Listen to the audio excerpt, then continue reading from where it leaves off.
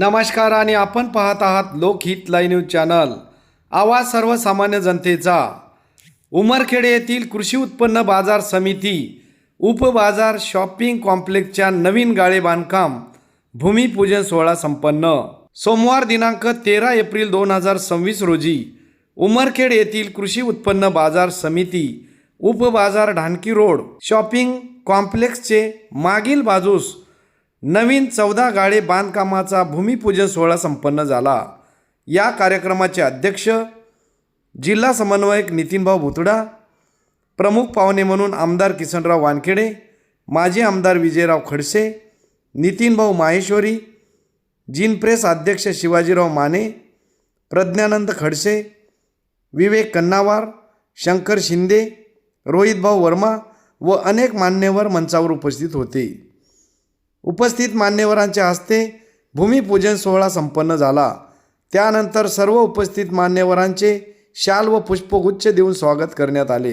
यावेळी उत्पन्न बाजार समितीचे सभापती कृष्णा पाटील देवसरकर, उपसभापती श्रीपाल आडे, सचिव संदीप जाधव, सुधीर शिंदे, राधेश्याम भट्टड, प्रवीणभाऊ देवसरकर आणि उत्पन्न बाजार समितीचे सर्व संचालक व कर्मचारी आणि नगरपालिकेचे नगरसेवक नगरसेविका उपस्थित होते। या कार्यक्रमाचे सूत्रसंचालन बांधकाम समिती प्रमुख भीमराव चंद्रवंशी यांनी केले। लोकहित लाईव्ह न्यूजसाठी विजय कदम, उमरखेड।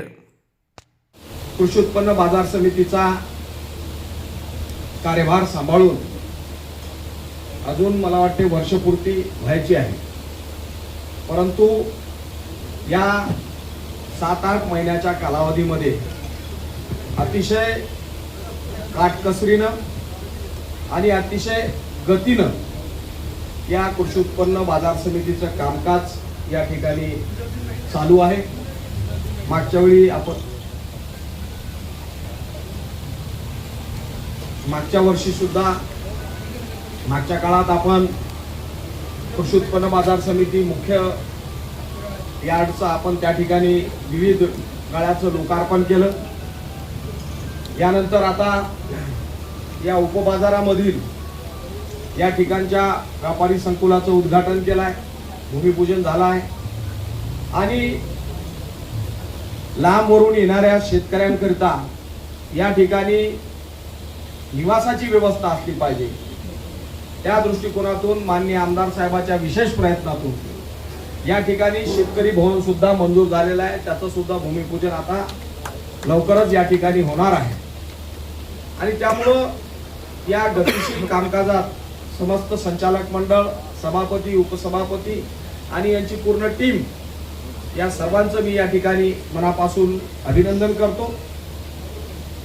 अशाच पद्धतीनं खरेदी विक्री संघ, स्वर्गीय भाऊसाहेब माने, आपला जिनप्रेस या तीनही संस्था म्हणजे खरेदी विक्री संघाची स्थिती तर अशी होती की खरेदी विक्री संघामध्ये चहा पाण्याची सुद्धा व्यवस्था ज्यावेळी नवीन अध्यक्ष आणि उपाध्यक्षाची निवड झाली, बरोबर, त्यावेळी अशी स्थिती खरेदी विक्री संघामध्ये नव्हती। परंतु एकोप्यानं विकासाच्या कामामध्ये राजकारण आणायचं नाही अशा पद्धतीचं धोरण त्या ठिकाणी ठेवून सर्वांनी एकत्र येऊन खरेदी विक्री संघाला चांगली चालना दिली आणि यातून बंद अवस्थेत अवसायनात येणारी एक संस्था ही त्या ठिकाणी पुनर्जीवित झाली आणि आज खरेदी विक्री संघ ही तालुक्यातील सहकारी संस्थेतील सगळ्यात मालदार संस्था झाली आहे असं म्हणायला हरकत नाही। कारण एका फ्लोअरच्या ऑक्शन मधून साधारणतः 5,20,00,000 रुपये हे त्या ठिकाणी खरेदी विक्री संघाला प्राप्त झाले आहे आणि मला वाटते पूर्ण बिल्डिंग जर आपण बांधली 5 माळ्याची तरी साधारणतः 4 कोटी रुपयाचं बांधकाम होईल आणि त्यामुळं निश्चितपणानं एक विजन घेऊन जर आपण काम केलं तर आपण अडगळीत